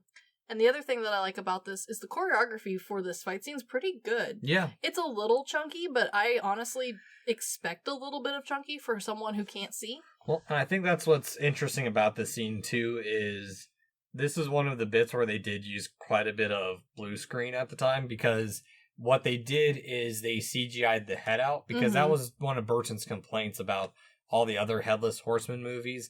It always looks like it's always misproportioned because the shoulders are up by way the too head high, and the arms are too long or too short. Yeah. No, I agree, and especially for a fight scene, like, that would have been really noticeable because there wouldn't have been a cape to hide that. No, exactly. And another cool thing about this that I think is cool about this movie is that no one's safe. It's good at establishing that because Burton wanted the kids to be treated equally compared to other horror films or kids' movies in general. I agree with him there. I do think that, especially for when this came out, like, the tropes of horror were very strong in most, like, mainstream horror movies. And so while this movie is by no means breaking any of those, like, overall, like, themes, I do appreciate that, like, there is... everyone in the town is equally at risk. Yeah, and it doesn't go into the realm. It's heavily implied that the kid dies, but it doesn't go into the realm of, like, the house that Jack built. Yes, because again, like, this movie is scraping by into the horror realm, but not so much that, like, this movie is too much for anyone. No. Like, we do have mentions, but they're not even mentions enough to really be credited for mentions, because we've had other horror movies that we've talked about where, like, there have been mentions of something, some part of the plot or the characters that we've had to be like, well, I'm glad it wasn't mentioned, because that would have been a bit much. No. And, well, yes, it would have been a bit much. It wouldn't have been that much. No. But at the same time, like, because it, like, this is a very soft and approachable styling for a movie. And it works, because this is a very soft and kind of, like, mediocre horror folk that it's based off of. Exactly. But when they do finally confront him, the jock, I can't remember his actual name. Don't worry about his actual name. He doesn't have one. He's dead. Brum, that's his name. His name is Brum. Yeah, it's kind of a boring name, not gonna lie. Yeah. I like when he shoots the horseman off the horse. It's that very cartoony, like, flies off, like when Django shoots Samuel L. Jackson's character in Django Unchained, he flies back. Or no, when he shoots Tarantino's character. It's Tarantino's character. I agree, it's a little cartoony, but I also think this, like, reminds the audience that we are not moving into, like, cool action horror. Mm-hmm. Like I said, like, vampire hunter stylings. Like, these are all still very normal people fighting a supernatural thing. And on top of that, this, like, harkens to the stylings of, like, older movies to show, like, these old guns and, like, the quote-unquote damage they did and how slow they are. And while this is a dramatic, like, this isn't how real those would have been, it's something that has been so ingrained in movies for so long that, like, there is no question in the mind of the audience of, like, how slow this gun is, how, like, bulky its shot would have been. And, like, yeah, it's a standard, like, oh, I've been shot, thrown backwards sort of thing. And it's a little cheesy nowadays just because we have so many guns and so many different, like, formats for movies. But it still kind of fits in with the whole theme of overall cheese. So it just kind of continues on. Yeah, pretty much. It adds a little bit of hope that maybe he can be stopped, but not enough. Yeah, because they do quite well against him. It's just... It's hard to kill an unkillable thing. And an invisible thing you can't see either, because that's how it gets him, is he turns... Or no, he doesn't turn invisible. He walks on top of the bridge and drops down and shrinks. Yes, it is very fancy. Which, it brings up an interesting question of how he gets killed. It's fitting that it happens on the bridge by the actual Headless Horseman. It is. But also the fact that the Horseman could have probably gotten away from them, but he stuck around to kill the love interest. Yes. So I think this is, like we said earlier, there's, like, a divide in this movie between, like, the original legend and then Tim Burton's, like, fairy tale takeover. Mm-hmm. And I think once we hit fairy tale takeover, we stop having this, like, entity on its own who is out for vengeance. And, like, classic American folktale, there is not a real rhyme or reason behind a lot of it. It's takes its inspiration from, like, fairy and, like, gnome logic of like, old world. They're just there to fuck shit up. Yep. Whereas with Tim Burton's fairy tale style, there's a lesson, there's a moral. And to have a moral means that there has to be some logic to it, right? So we've taken non-logic and we have to marry it to logic. And unfortunately that does kind of mess up our pattern of kill here. But not too bad, and not, like, seriously enough that I don't think, unless you're, like, counting it and, like, really going in for it, it's not going to bother you. Yeah, it's a real rejection of the original story at times too. Mm-hmm. From here we learn a little bit more that Katrina is actually practicing witchcraft. I knew it. Which it's a good misdirection that leads us to think that she's choosing the victims, but why would she kill her boyfriend? Yeah, like, there's not a lot of runaround for plot, but there's just enough to have, like, a little bit of fun with it. Mm-hmm. Yeah, it's also, Crane is on the right direction, but he's wrong of his final conclusion at this point. I also do like that, though, while Ichabod is definitely the one coming to his own thoughts and conclusions, he is not, like, he and the audience are not being, like, handheld by his friends to get to the right conclusion. He's just being told, like, no, you're wrong. Try again. Yeah. But he still has to come up with the answer himself. They're not, like, physically, like, look at the ground, look at the clue, point. Yeah. No, exactly. And our first movie in November, there's that's one of my biggest complaints is... Yeah. Like, it is something that happens a lot, especially in, like, murder mystery style movies where like the main character is not meant to be like the brightest person on the planet. Yeah. Even if they're just like mediocrely bright, like it is very easy to have your side characters help the main character to the final answer. Yeah. And this is kind of more fun to have them like figure it out themselves and also figure it out with some confidence. Yeah. And it's not like, and he's not a bumbling or perceived bumbling idiot like Columbo is. He's not a bumbling idiot, but he's also like, he's not meant to be the smartest man alive. He's a nice, normal man. Yeah, slightly misguided idiot. Yeah. Which we do get some more dream sequences of the torture room behind the white pearly building. I mean, it's fun. It's not like important to me. No, it's an interesting way to still lead up to like the one little bit we had of his hand, which we haven't got into yet. That's true. There's a lot of Easter crumbs sprinkled throughout. Yeah, it's a good way to show his history without doing like a full on flashback. Because we've had enough. Yeah. I'm done seeing his mom. I'm not gonna lie. I am too. I have seen her enough. Luckily, there's only one more scene of her, so. Well, unfortunately, no downward blouse shots. But you only get one in these sorts of movies. Yeah. But now we really get to talk to the lady of the house, who's now taking over the whole everything. Yep, she's running the show. A little line that's added that their servant Sarah has gone missing, who we've seen only once before. But we have seen her, and I appreciate that, because like, if you're rewatching this, which honestly a lot of people do watch this every year, it's nice to be able to like, there she is. Yeah. When you rewatch. Yeah. Just more slowly piercing it together. We get that, hey, everything was supposed to go to his only son, but... No. The Van Garretts own it all. Yep. Good connection to just light tying of everything together. I appreciate that, like, all of the characters that we have been given are finally paying off. And we get a change in tension. Yeah. As Katrina goes from love interest and guide to now heavily potential suspect for all of this. But the way that the atmosphere changes is nicely done. Her character doesn't necessarily change. It's just audience and Ichabod's interpretation of her that does. Exactly, because he finds the evil eye, and it's an interesting way to... Instead of her constantly being this love interest, she's now enemy number one. It makes her more of a real person as opposed to just, like, the woman. You know? Yep.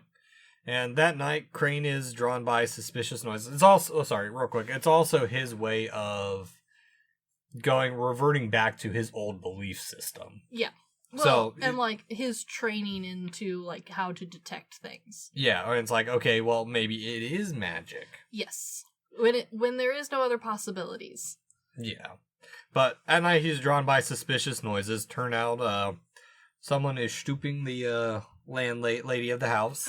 Surprise. Who's also a magic practitioner. Oh my god, there's so many in this town. Yeah.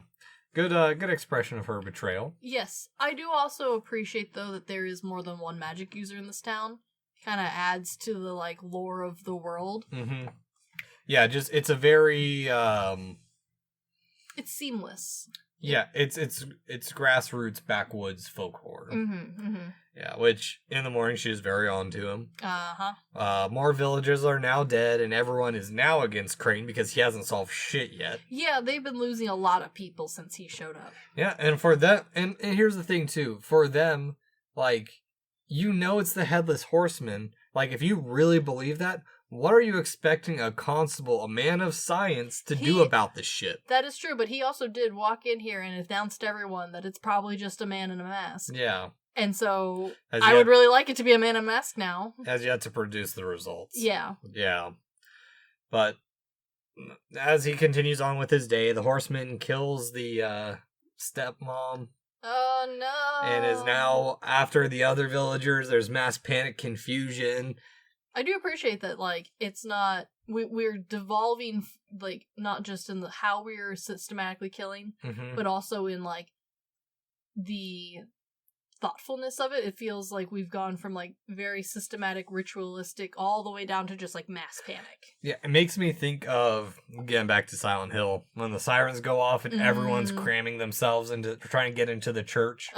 It's similar, yeah. Yeah.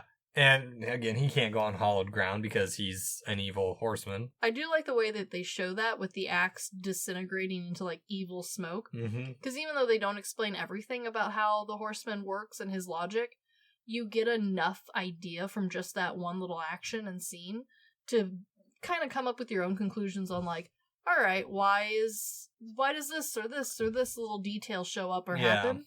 Doesn't matter. Evil magic.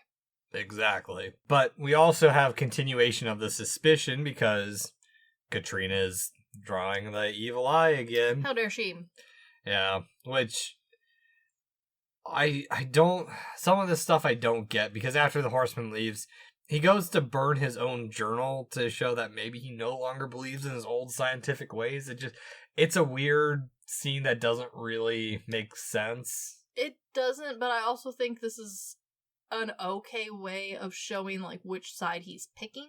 Yeah. Even though it doesn't, like, necessarily, like, really think through it all the way. Nope, I know exactly what it is, because the next scene is he's leaving town.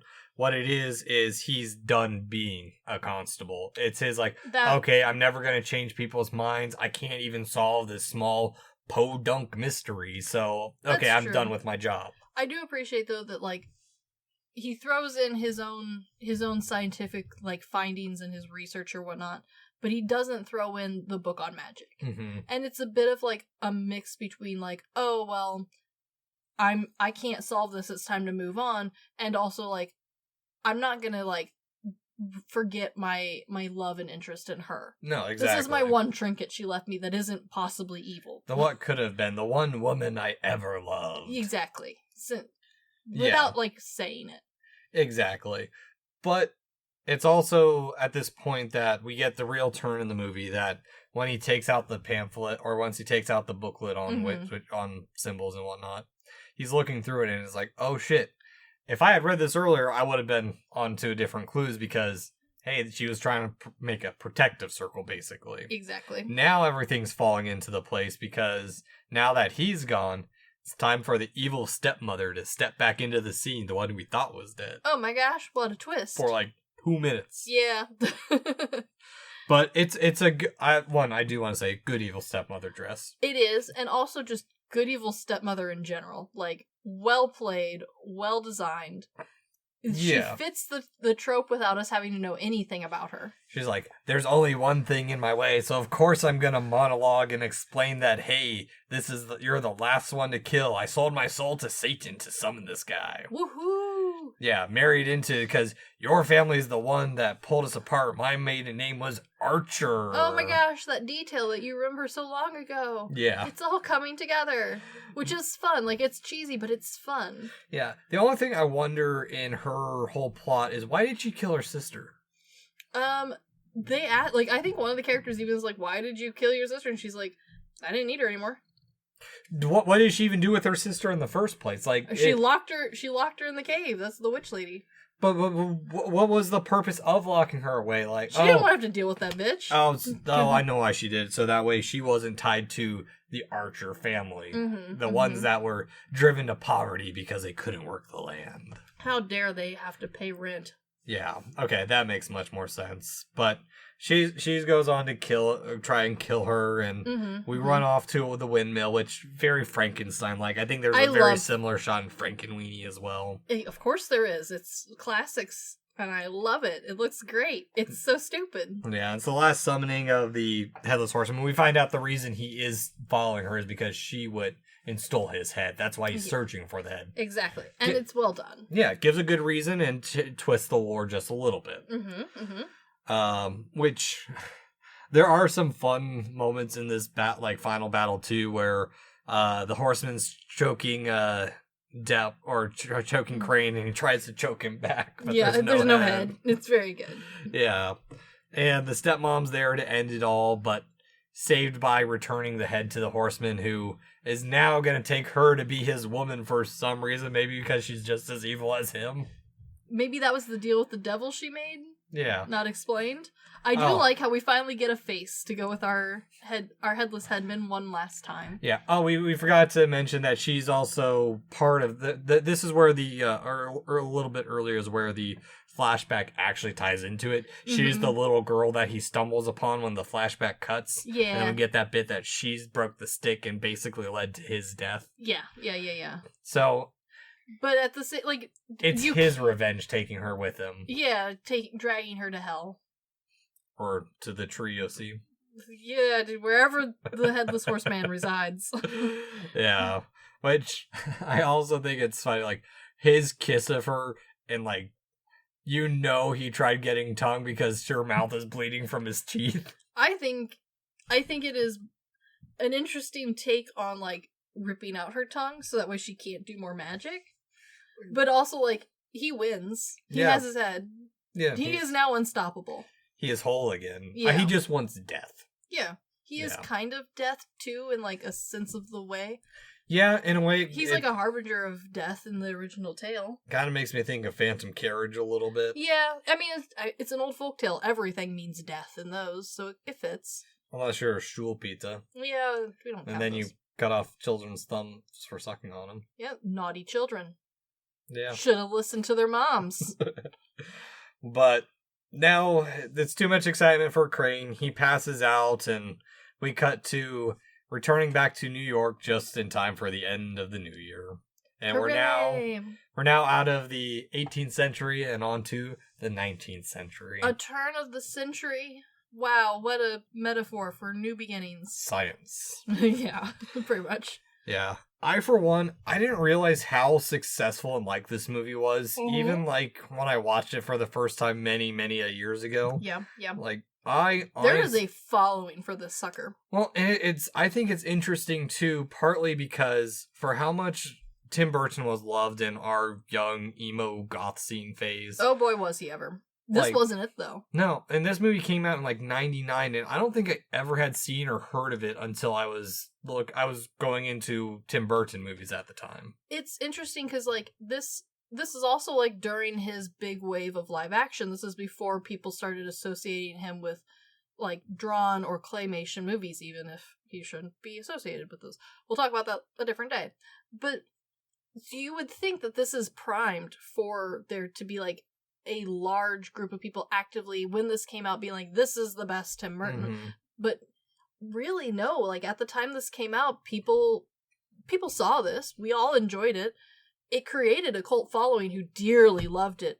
But, like, there's not merchandise that went with this. No. Like, Edward Scissorhands swept the fucking nation. Not this one, though. There's not even making of the movie book that I could find. Like, I tried my damnedest to find more on the making of this movie, and there's just nothing there. There's really not. And that's saying something for this, not, like, this has got all of the main core features of a Tim Burton's, like, classic. It's got him, it's got Depp, it's got Elfman's music, which, it's good music. It's not his greatest, but it's also not just a rewrite from one of his other pieces. It's solid. It is missing Helena, what's her name? She comes later. Yeah. She joins the party and the, like, cast and crew a little later. Gets killed off by Johnny Depp, like, 3 times. Yeah, but like her reoccurring performance with this group, this like this almost stereotype, like, we hadn't quite reached her introduction yet. We also hadn't reached the, like, obsession with Johnny Depp yet. Like, people got obsessed with Johnny Depp eventually. Still are. I mean, can you blame him? Can you blame yourself? Look at him. He's a fantastic man, an interesting person. He's aging like a fine cigar. Oh boy, is he ever. But he looks so raggedy every time I see him. You know what, though? There is a woman that is into that sort of thing. Oh no, I'm well aware. It's just it's the debate in Pirates of the Caribbean was Will Turner the good looking one. It was, were you Keira Knightley or Johnny Depp? Those were your options. But that was more of Davy Jones's locker, man. The tentacles, I understand. But yeah, like, this movie had all of the makings to be up there with the rest of the Tim Burton movies of, like, we have a book on how it was made. It gets re-released every couple of, like, years. Mm-hmm. It gets part of, like, we're gonna watch all the Tim Burton films. So excited for. No one is, like, coming out of the woodworks for Sleepy Hollow. However, when stuff is given to us for it, there is a group of people who this is their jam. Mm-hmm. Because the little bit that is given, they fucking ate up. They bought this shit. It made money. It made good money. Yeah, it was nominated for a shit ton of awards that I wasn't aware of. I think it won one of them. I just don't remember which one because I've stopped caring. It won one of the Academy Awards. I think it was like for costumes or like surprising. Something that wasn't actor or director related. You know what? That's fair. Yeah, like this people liked this movie. It got good critic reviews. It made lots of money both in box office and on DVD. And yet, for some reason, and I honestly think it's because Tim Burton himself doesn't love this movie. And I think that's really one of the main reasons why we haven't gotten more. Paramount Pictures created it and was like, yeah, we'll do whatever you want with it. And he himself was like, yeah, it's not my best. Yeah, it won Best Art Direction. That's it. Yeah. Which I can agree with that. Yeah, it's a very cool stylized movie that plays off of the old school film styles, but doesn't go too far into them, or makes. I think if Burton had, if they had fully gone into black and white old time horror, it would not have done well. I fully agree. And the other thing is a lot of movies, especially Tim Burton's, get pulled back off the shelf only for Halloween because they are Halloween themed.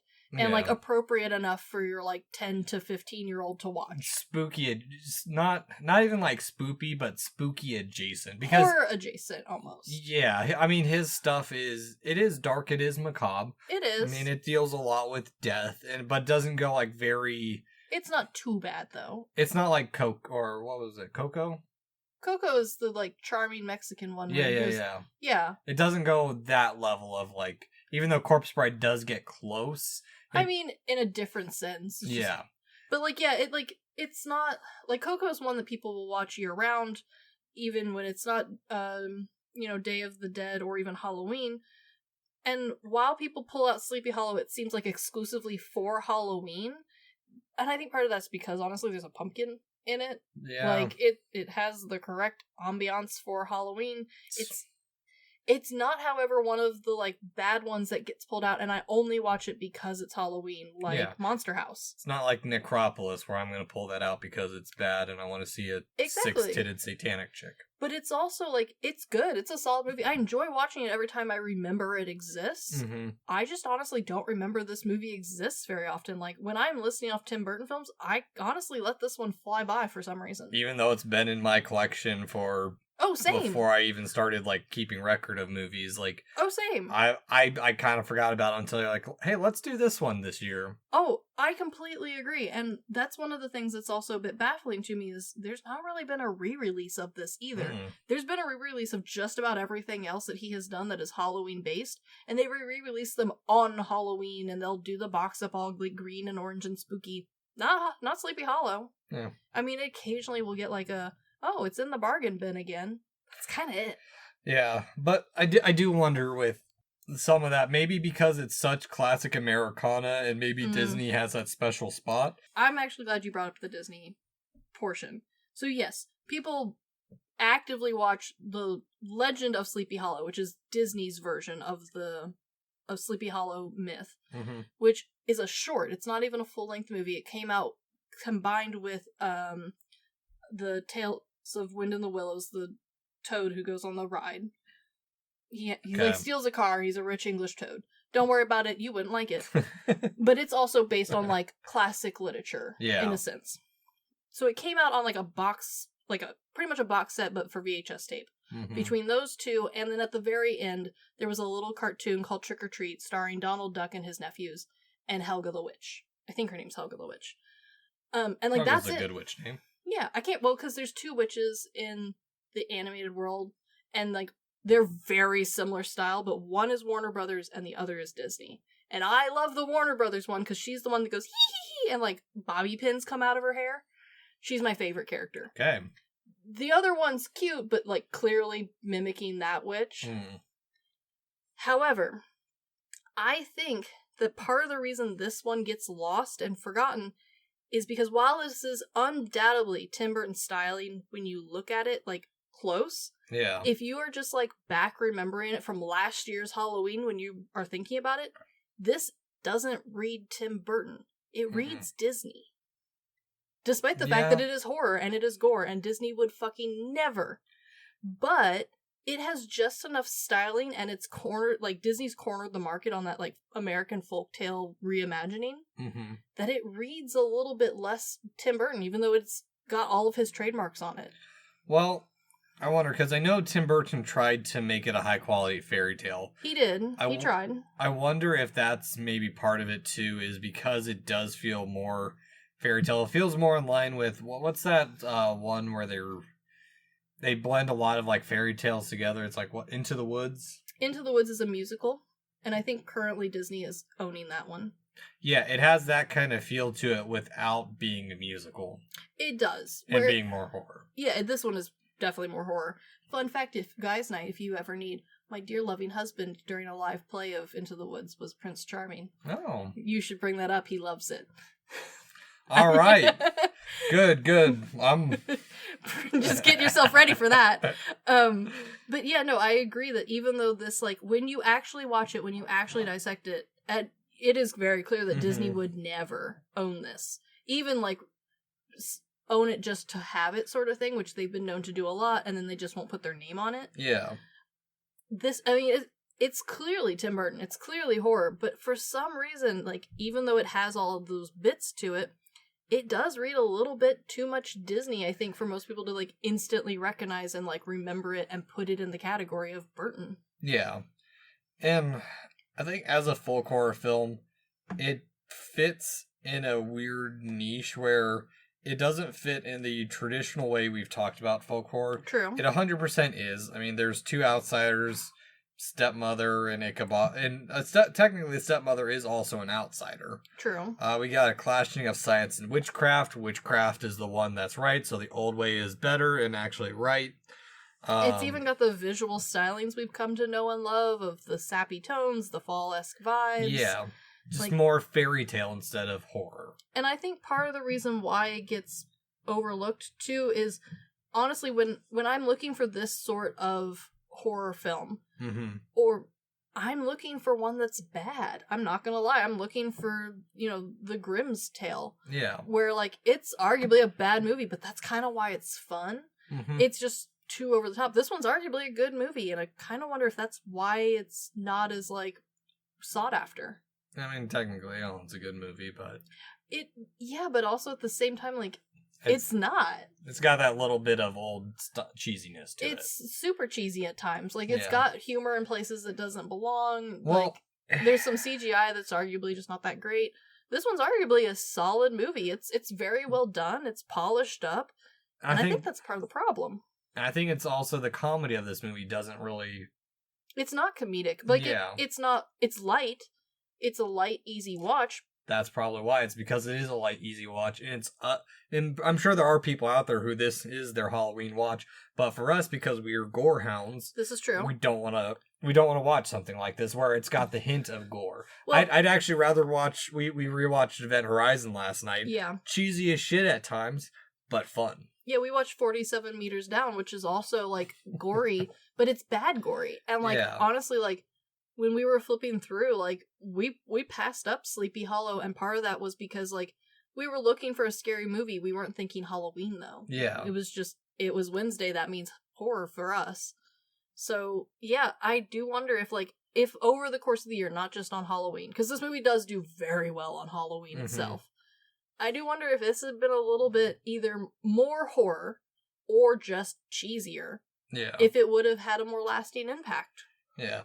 We'll see. But, I mean, there is some legacy to it. There is a reboot that was announced June 10th of 2022, so there's still hope. There is still hope, and I also have a very strong belief that once Tim Burton has left this earthly plane, I am very convinced that he is going to be one of those directors whose works get bundled up kind of like, Criterion Collection or Arrow Collection style into like one big box set, and that's when we're gonna get more Sleepy Hollow. I have a feeling he'll probably be more Shout Factory or probably just based off of his work styles and stuff, but like not really cult like Arrow and no, but like in the stylings of like when it gets re-released, all of his stuff's gonna get mushed together into a box set with some like pamphlets that are thrown in. Hopefully it's not like Disney's 100-year celebration with 100 movies for the affordable price of $1.50. See, we can't talk about Disney doing that though, and that's part of the reason why I'm glad that this isn't a Disney product. Yes, is because Disney has a very bad habit of having a thing called the vault, and they bring things in and out of the vault so often and re-release them that like it does become a problem. But at that same time, things like Sleepy Hollow, where I would like a re-release, I would like an updated one, I'd like a little bit more definition, I would love to have a little pamphlet or book or some more special features, maybe even have a little interview from the cast and crew talking about when they worked on it, because, like, there is some stuff on the DVD, it's not totally useless, like some of them, but it's also not a lot. It's very skim. So, like, I would like more, but I honestly, like, hand on my heart, I fully believe that I will get more from these like smaller Tim Burton films when the man is dead, which unfortunately is not going to be soon. No, unless asteroid hits him or something.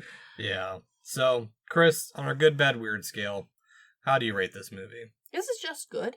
Yeah. Which is honestly disappointing. I think if it had good and bad or good and weird, I'd probably watch this movie year-round, but it's just good, so I will continue to just watch it on Halloween. Yeah, I have to agree with that. It doesn't enter, like, the bad realm. I mean, yeah, there's some bad aspects, like the CGI and a couple little dumb things here and there, but not enough to make it a, unintentionally bad movie. Yeah. And even the weird, even though, like, there's that birthing scene, it's not like Gozu, it's not like Ringu 2, or no...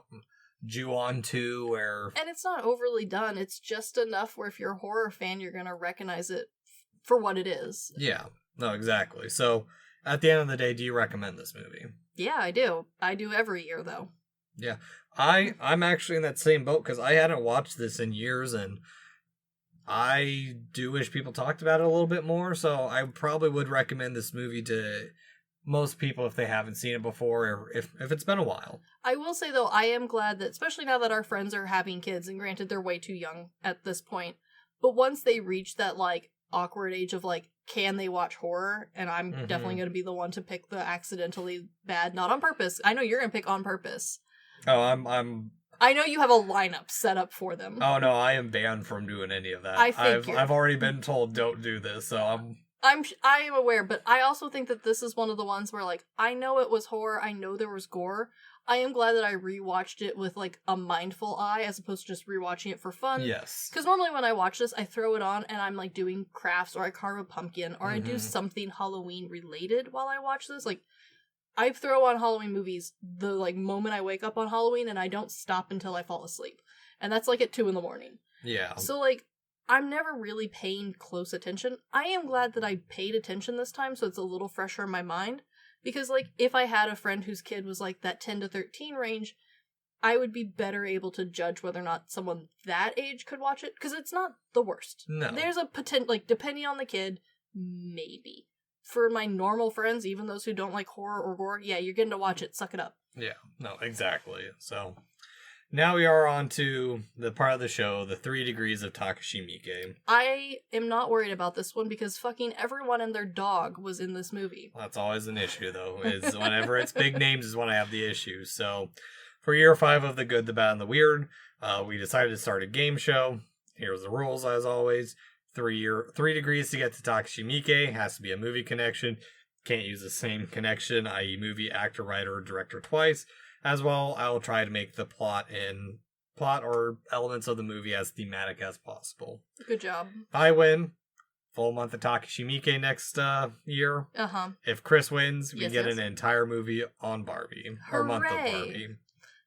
And so this time I went with the writer, Kevin Yeager, who was in Trick or Treat with Gene Simmons, who was in Detroit Metal City with Koji Okura, who was in the Great Yokai War Guardians, directed by Takashi Miike. There it is. A movie about mythical creatures and legends in a fight for survival. It's a bit of a stretch, but it's close enough, I'd say. I would say it is also close enough, especially with your connection to Trick or Treat, another movie I watch literally every year. No, it's not Trick or Treat. It's another movie called Trick or Treat. Yes, it is. Yeah. With Gene Simmons? Yeah.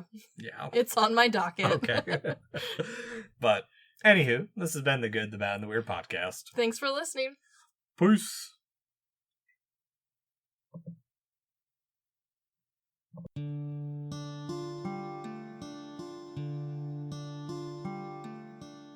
Thank you for stopping by this here town of the good, the bad, and the weird. We appreciate your listenership, and if you want more of our takes in your life, feel free to check us out on social media at The Good, the Bad, and the Weird Podcast, or TGTBTW for short.